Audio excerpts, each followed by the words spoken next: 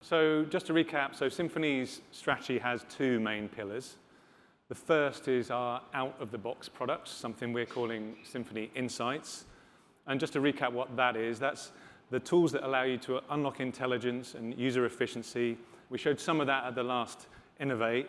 Jeremy, if we've got the messaging analytics product up there, we showed this. This is the product with some test data from back in February. And what this allows our clients to do is to analyze communications at a macro scale, extract topics, and see how those topics have changed in those conversations over time. But what we've done more recently is we've added a conversation view to this. So this allows us, or allows the supervisors to look in a little bit more detail into those conversations. So if we click on one of those conversations, we can see a summary here that gives us the overall sentiment of the conversation, a summary of what was being discussed, and those topics that we extracted as part of that kind of macro view that we were looking at. So that's part of our first pillar, the Symphony Insights, and we also do things like the room summarization as part of that product. The second pillar that we have is how we allow our customers to deploy their custom solutions. So we're going to do this in two parts. Firstly, we're going to go through the Agent Studio, which you think of as the sort of command center where you set these things up. And then we're going to walk through a real use case so you can see how it works in a live environment. Cool. So I'm going to take you through our secure AI command center, known as the AI Agent Studio. So this is where you can take your assets and bring them to the Symphony marketplace. Symphony, it's running in an extension app, so it's in the marketplace like you would see with traditional extension apps in Symphony. That means you can select who has access to this, as well as who has access to the agents that are created from it. For today's demo, you see there's a number of agents up there. We're going to go through Richie Industries. I'm Rich, Richie Rich. So that's my, my little special agent. And if we click into it, you'll see governance is front and foremost. It's who owns it, who has the right to do anything with it, is it public, is it private, and pretty much everything that you need to control what is being seen in the network. If we click on Edit, we can take a look at some of the settings beyond that. Just if we scroll down, you'll see model choice. So every good agent needs some inference, and it needs a language model. We have a great relationship with Google. So we provide out-of-the-box Gemini models that you can access if you don't have an inference platform yourself. If you wanted to bring your own private model, you could. So towards the bottom, self-hosted. This is redirected, and all the credentials are being managed by Symphony on your behalf. Or if you're connected to your own, you manage them. Regardless of which way you connect to your language model, we are not capturing any of your data. We're not training anything. Nothing's getting used. So it's entirely within your governance framework. If we go down a little more, you've got the system-level instructions and some variables that are Symphony-specific. These are great, helps you get going. You can decide how much of this you want to build in Symphony, or you can bring in your own services if you needed to. So if we go down a little more, I'll show you how that works. We'll look at the permissions first. This is what the agent is allowed to do. There's a new permission that we're introducing called Get User Messages. We've never had an on behalf of mechanism before to pull content out, but agents need to understand where they're working, and this is how you're able to do that. And you permission it on a per agent, then per user. So a user gets an agent installed, the user's agent is then able to see that user's content. If we go below that, we have a number of Symphony-based tools. So Symphony Message ML, if you're a developer, you know historically there's some quirks. So there's some tooling to help ease that burden. And there's a trading view tool there. Our relationship with trading view goes back a good number of years. Lots of market data there, and we embed that, and you'll see that shortly in the demo. But the more important thing is you've probably built something with AI already. You have some kind of agent, you have some services, and we're fully interoperable with MCP servers. So if you have a server that you've wrapped some intelligence somewhere else, you can expose that here. And back at that system prompt, you could decide how much of the logic you want in Symphony, or if you just want to hand over identity and context and let your MCP service run the processing, you could.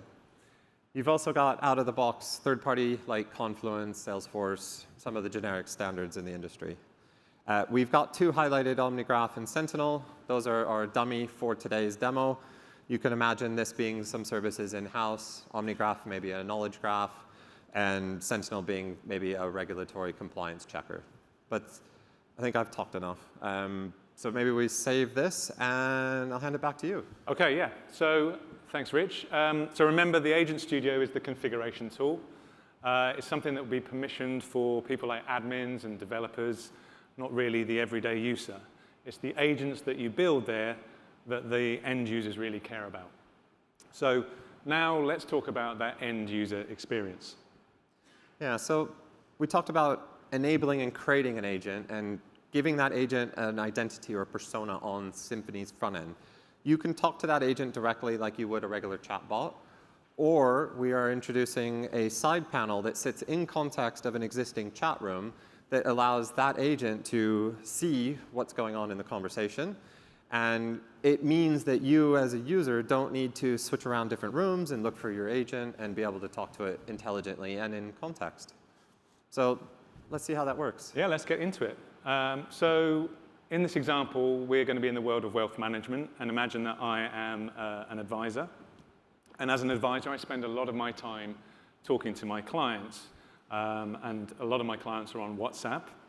So I'm going to use our Federation product to be talking to my clients on WhatsApp. So if we bring up one of those chats now, we can have a look at them. And this is a chat with my client, Rachel.